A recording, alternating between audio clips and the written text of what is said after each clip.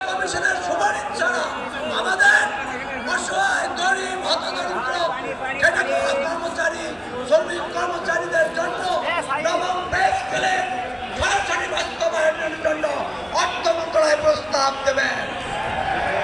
আপনি অর্থ উপদেষ্টাকে বলতে চাই, মাননীয় অর্থ উপদেষ্টা, আপনি আমাদের পে কমিশন গঠনের পরে আপনার সহমর্মিতা ছিল 18 লক্ষ কর্মচারীর জন্য।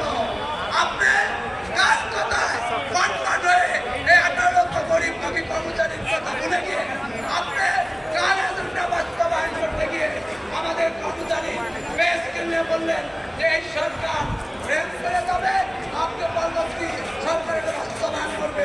আপনাকে বলতে চাই স্পষ্টভাবে, আপনি বিগত দিনে বলেছেন আপনি পে স্কেল আপনি আগামী রবিবারই বলার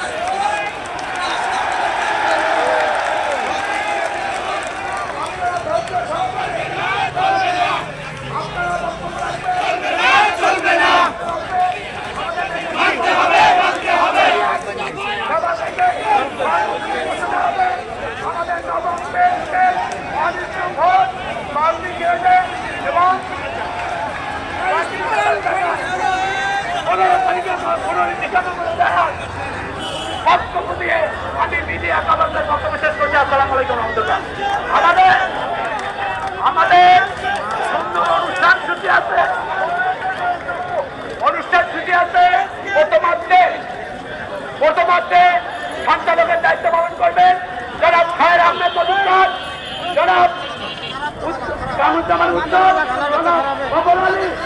আপনারা আপনাদের মধ্যে লিখিত স্ক্রিপ্ট আছে, তার বাইরে পরিবেশনে আপনারা কোনো স্লিপ পূরণ করবেন না। আমাদের কাছে